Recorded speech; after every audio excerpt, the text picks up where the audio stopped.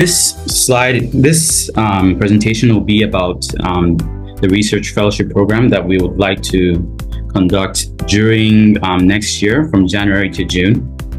But I'll explain to you what contents we have. You can see the outline here.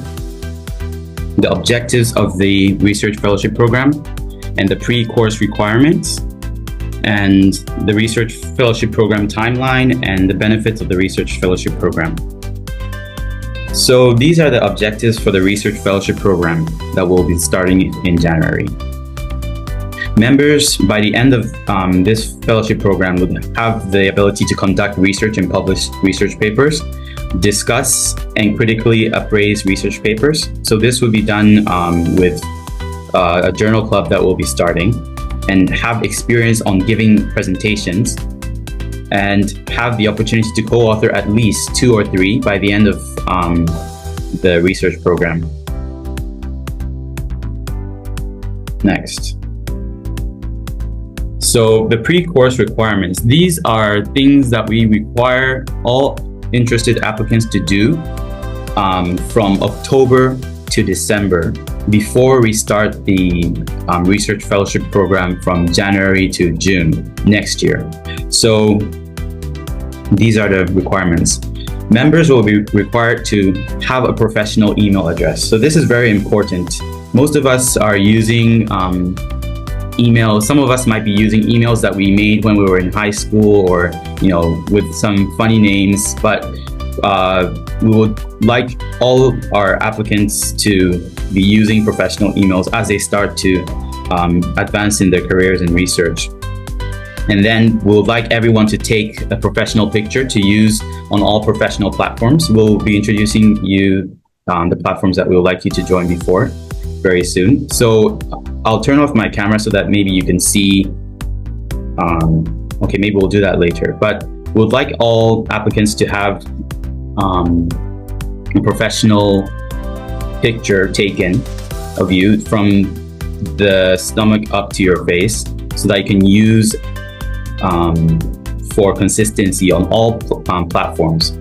And then lastly here, we'll like you to choose an abbreviation of your name to use for all research publications and profiles for consistency. So my name is Jonathan Ayeyi Nuama. So my initials are JAN, and for all research papers that use abbreviations to identify authors, I use those 3 initials, J, A, and N.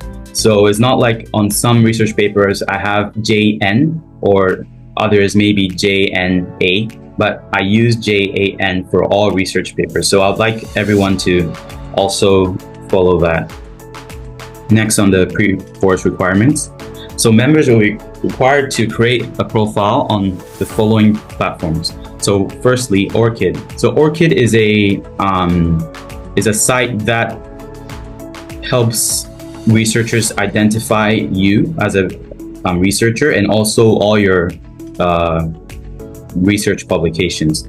So everyone will, once you register, you'll be provided an ORCID ID, which will be used when submitting your paper for publication. So it's a very important thing to have. Now, ResearchGate. So ResearchGate is like the social media for research. This is a very good platform to be uploading your research publications, so that all people that are interested in your work can have one place where they can see all your research works. Now, LinkedIn, most of you know LinkedIn already. This is like a social media for professional achievements.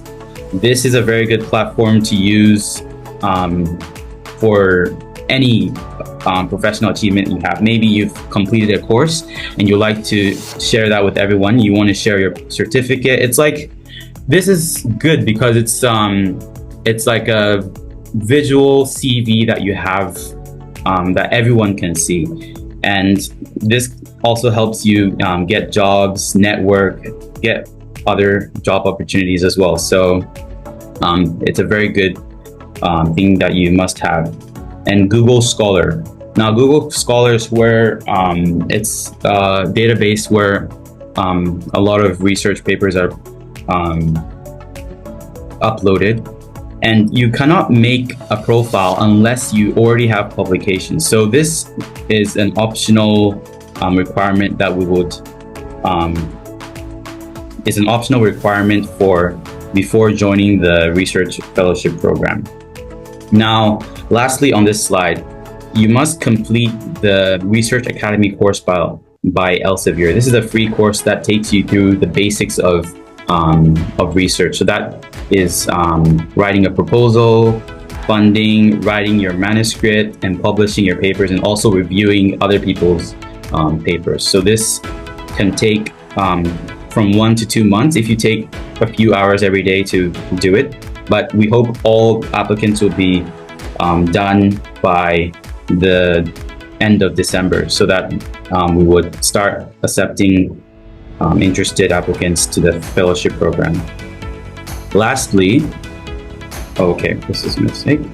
Lastly, members will be required to attend all meetings of the Plastic and Reconstructive Surgery Academic Series. So this is a series that will be conducted by Afroprs on either Zoom or Google Meet, where we'll be sharing useful information concerning this specialty.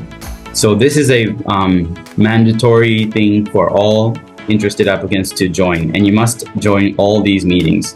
So emphasis on the all. That's the end of the pre-course requirements. So now this is just a summary of everything that I said. This is the research fellowship program timeline. So from October, we'll have interested applicants complete all pre-course requirements listed by the end of December 31. And then when we get to December 2024, we will assess all applicants' progress, and your application will be reviewed before you're accepted into the fellowship. January 2025, the fellowship will begin, and members will participate in research projects, attend plastic and reconstructive surgery academic series, and engage in journal clubs. And also you will have the opportunity to publish co-author papers with Afroprs. This fellowship will be ending in June 2025, and members will complete the fellowship having gained extensive experience in research. Thank you very much.